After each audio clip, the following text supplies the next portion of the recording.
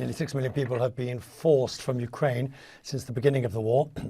Many have headed to Poland, of course, and other neighbouring countries, such as Moldova. That's where thousands have been able to take refuge in a beautiful but unlikely place, a winery. The Purcari wineries is only a few miles from the border with Ukraine. It's opened its doors to more than 5,000 refugees since the invasion began. The chateau has been producing wine for almost 200 years. It's won major medals from Decanter and other international bodies, and it has produced what it calls a freedom blend following Russia's invasion of Ukraine in 2014. It mixed grape varieties from Ukraine, Moldova and Georgia. The chief operating officer says it's his duty to help the people of Ukraine, calling them heroes. He's Eugen Comendant. He's joining me now from Moldova. So let's start with the efforts that you're doing to help people, to house refugees. How's it going? Hi, Richard, and thanks for having me. Well, of course, from the morning of the 24th of February, when all this situation started in Ukraine, all of us here in Moldova, we woke up, we looked at our phones, and we realized that there's a war in Ukraine right across the border. We, the team at Purcari, of course, we had an emergency meeting very early in the morning, and we put the risk of the Russian troops invading Moldova aside, and we knew straight away that we had to focus on helping the Ukrainian refugees that are fleeing this war. Château Purcari is right next to the border, as you said. In fact, from the vineyards of Château Purcari, you can see the hills and valleys of Ukraine. So positioned very close to the border, we knew that we had to help.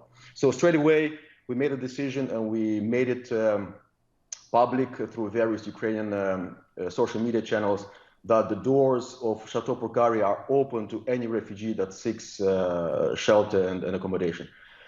However, I hope everyone realizes that we were within an hour, the chateau was fully booked.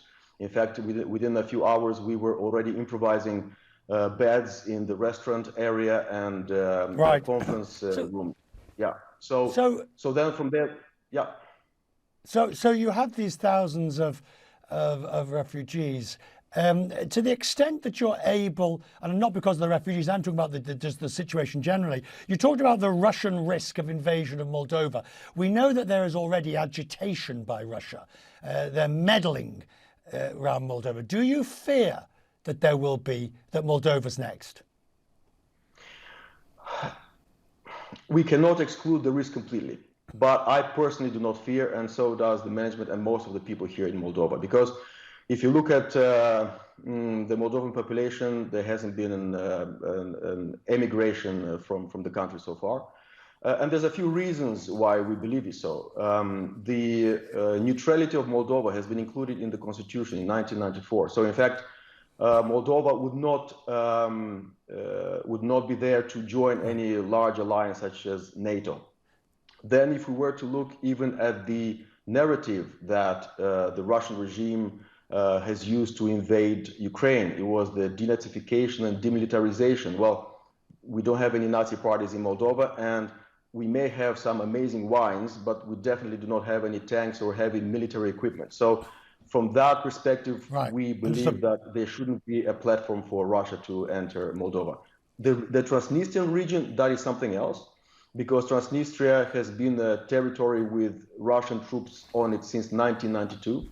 And you mentioned the Purcari Freedom Blend wine that we've launched in 2014 after 3 countries, the post-Soviet Union countries, have had to endure Russian aggression. It was Moldova in 1992 in Transnistria. Then in 2008 it was Georgia. Yeah, and then in 2014 Crimea, and Ukraine again in 2022. Right, so I just want to talk about your wine, because obviously your ability to help others is dependent on your ability to sell your splendid wines. We've been reading about them, and they are well known and much loved. So do you expect, with everything that's going on, will you get a good crop, and will you be making a good wine this year? Well, look, Purcari has been making great wines since 1827. In fact, already in 1878, one of the flagship Negru de Purcari won the gold medal in Paris. So that was quite some time ago. We are certain on the quality of the wine that we make, but I want to make it clear that our support to the Ukrainian refugees is completely unconditional. So we were clear from the start that we do not want to put any commercial aspect into the humanitarian issue. So everything that we do for the Ukrainian refugees is totally unconditional. We are in the process of creating the Purcari Foundation, which will help because we are a company for profit. We're in fact a publicly listed company listed on the Bucharest Stock Exchange.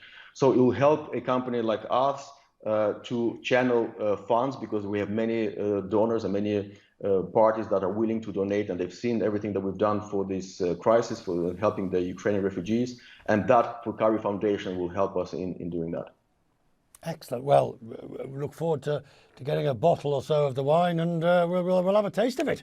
Thank you very much, sir, for joining us and for the excellent work that you're doing and for bringing us up to date. I appreciate your time this morning. Thank you.